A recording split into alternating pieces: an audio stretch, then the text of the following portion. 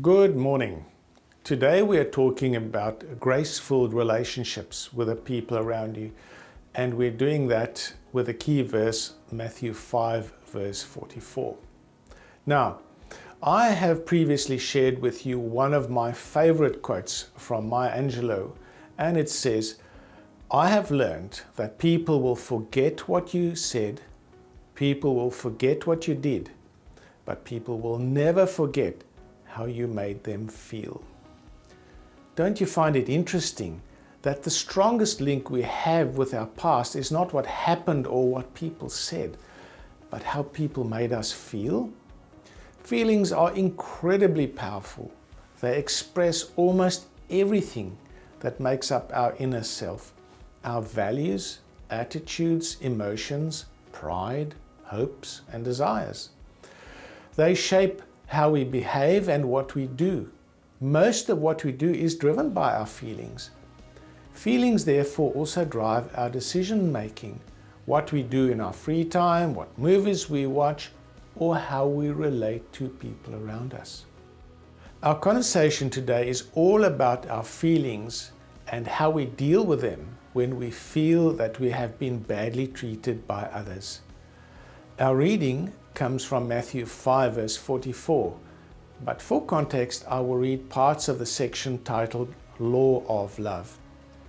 Verse 43, "You have heard that it was said, 'You must love your neighbor and hate your enemy.' But I say to you, love your enemies and pray for those who harass you, so that you'll be acting as children of your Father who is in heaven. Therefore, just as your heavenly Father is perfect in showing love to everyone, so also you must be perfect." This is Jesus speaking during the Sermon on the Mount. The Sermon on the Mount was one of the most important occasions in the Bible where Jesus taught us how to live our lives. If we feel that somebody has insulted us or treated us badly, our human response is typically to get angry and take revenge on the other person and say or do something bad to them. They've insulted you, so you insult them back. Clearly, this passage says that the Old Testament message of an eye for an eye, signifying revenge, is not acceptable to Jesus.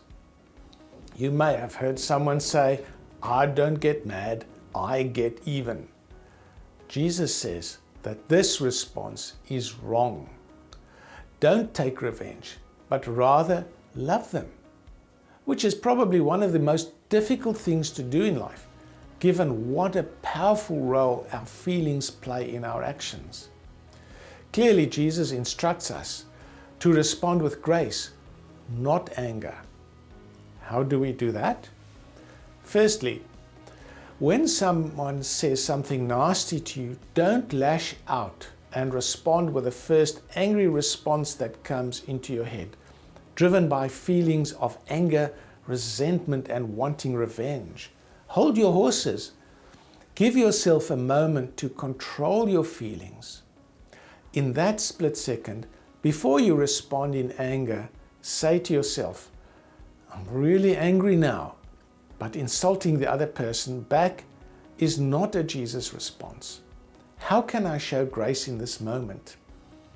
Remind yourself of what Jesus says in Matthew 5 verse 44 about loving your enemies, and think about how Jesus would respond in this moment. I love the armbands that are available which say WWJD. What would Jesus do? Wear one around your wrist to remind you constantly about the more loving and graceful responses, rather than to be nasty back to the other person.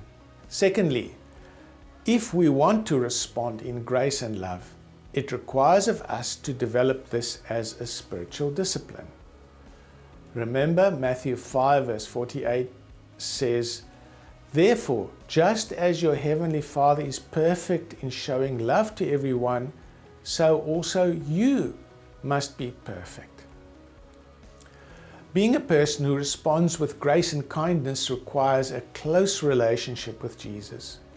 You can only be more like Him if you spend time learning about and relating to Him. Study the way that Jesus responded to people during His ministry on earth and accept His grace and kindness into your own life. By immersing yourself in His Word and in a relationship with Him, it will become easier to be like Jesus and to respond to others like Jesus did. You are also instructed to pray for those who harass or hurt you. This is more than just your response in that moment.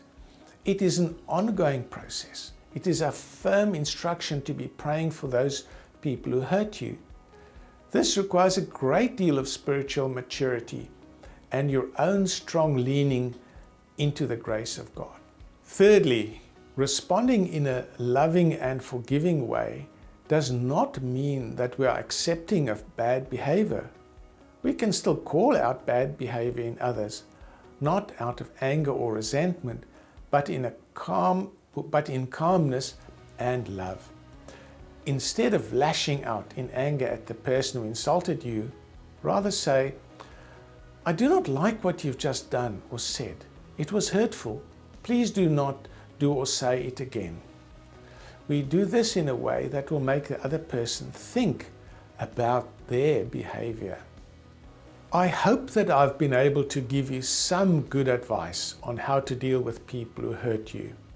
It really comes down to your own relationship with Jesus and to what extent you allow Him into your life and allow His love to wash over you and influence your behavior. My challenge to you today is that you take a decision to come into a closer relationship with Jesus and see how your relationships with the people around you flourish if you do what Jesus would. God bless.